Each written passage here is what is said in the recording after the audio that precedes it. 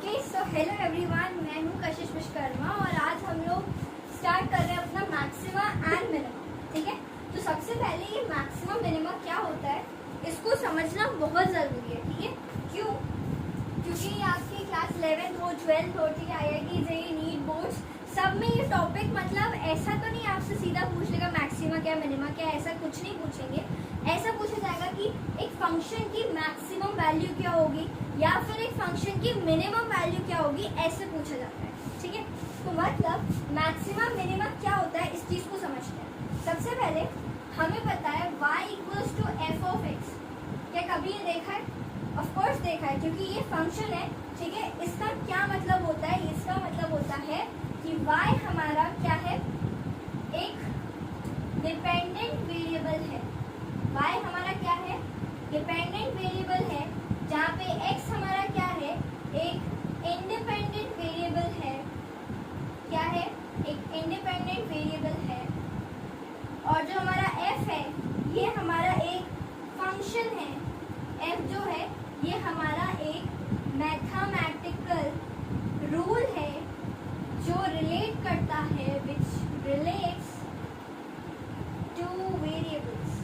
Two variables अपने कौन से? डिपेंडेंट और इंडिपेंडेंट। ठीक, अब समझो y equals to f of x एक फंक्शन है। ठीक है, एक फंक्शन। ये हम y को डिपेंडेंट वेरिएबल क्यों बोल रहे हैं? हम y को डिपेंडेंट वेरिएबल इसलिए बोल रहे हैं क्योंकि हमारा जो एफ ऑफ एक्स ये जो दिया है, ठीक है, यहाँ पे x इंडिपेंडेंट, इंडिपेंडेंट मतलब क्या? आज़ाद। अपन x की कोई भी वैल्यू रख सकते हैं और हमें y की वैल्यूज मिल जाएंगी। ठीक है, मतलब ये है, मैं अगर x की वैल्यू 2 रखूंगी तो मान लो हो सकता है y की वैल्यू हमें 3 मिले। मैं x की वैल्यू 7 रखूं तो हो सकता है y की वैल्यू 10 मिले। ये एग्जाम्पल है। ठीक है, ऐसा हो सकता है। तो मेरे x की वैल्यू रखने पे मुझे जो वैल्यू मिल रही है फंक्शन की वो अलग अलग मिल रही है। मतलब क्या हुआ, मेरा ये जो y है ये इस x पे डिपेंड कर रहा है। ठीक है, तो इसलिए ये मेरा डिपेंडेंट वेरिएबल हो गया। अल्टीमेटली x और y हमारे वेरिएबल्स ही होते हैं ना, तो इसलिए वेरिएबल लिखा है। ये डिपेंडेंट और इंडिपेंडेंट। और ये f क्या होता है? f हमारा मैथमेटिकल रूल, ये फंक्शन होता है जो इन दोनों को आपस में कनेक्ट करता है। जैसे अगर मैं बोलूँ एक सिंपल सा एग्जाम्पल, सिंपल सा फंक्शन लेते हैं, जैसे y इक्वल्स टू में 2x।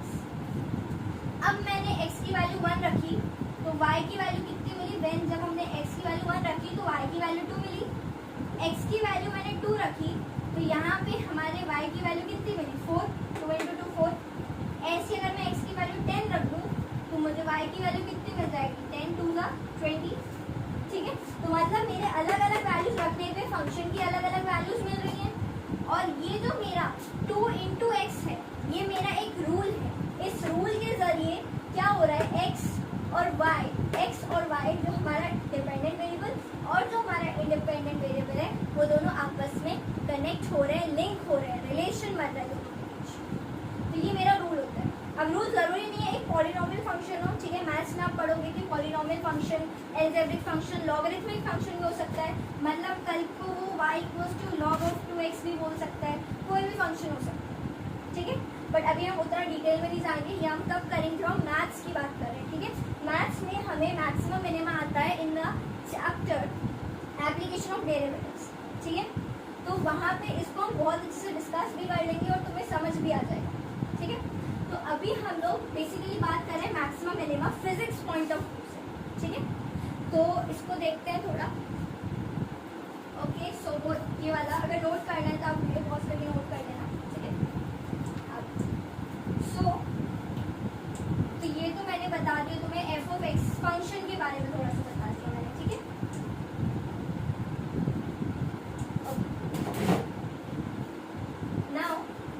नाउ अब देखना यहाँ पे मैक्सिमम मिनिमा क्या होता है एक फंक्शन की। मेरा इस फंक्शन की मैक्सिमम वैल्यू मतलब वो वैल्यू मुझे रखनी है जिससे मेरे को इस फंक्शन की बहुत ज़्यादा मतलब मैक्सिमम वैल्यू। मैक्सिमम क्या होता है? ज़्यादा से ज़्यादा वैल्यू।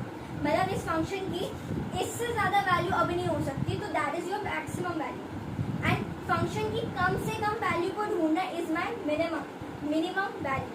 ठीक, अब तो इसको फाइंड करने के लिए हमारे पास स्टेप्स होते हैं। तो स्टेप नंबर 1 हमारा कहता है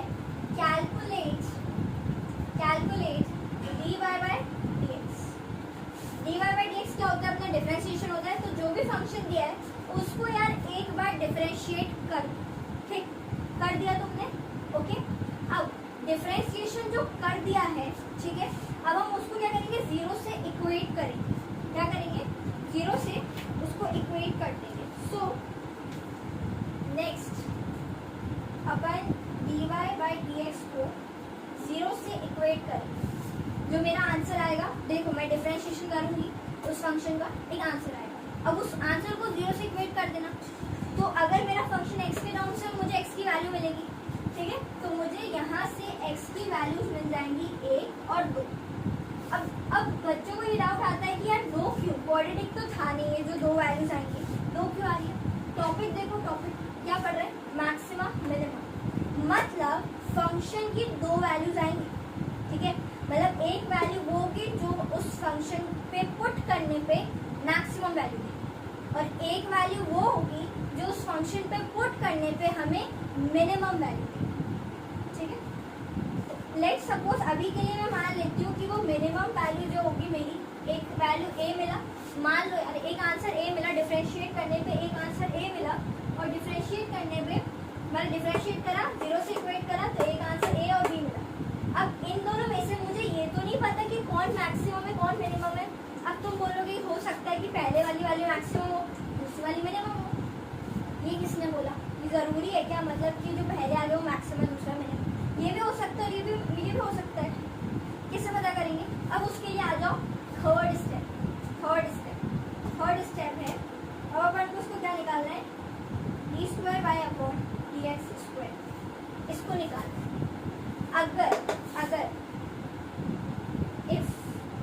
अगर मेरा जो डिफरेंशिएशन जो हुआ, सेकेंड ऑर्डर डिफरेंशिएशन, देखो सेकेंड ऑर्डर डिफरेंशिएशन क्या होता है, अपन ने एक बार डिफरेंशिएशन कर दिया तो मेरा एक बार आंसर आ गया, जो आंसर आया ना उसको दोबारा डिफरेंशिएट कर दो, तो वो हमारा होता है D square by upon D x square, वो हमारा होता है सेकेंड ऑर्डर डेरिवेटिव, ठीक है।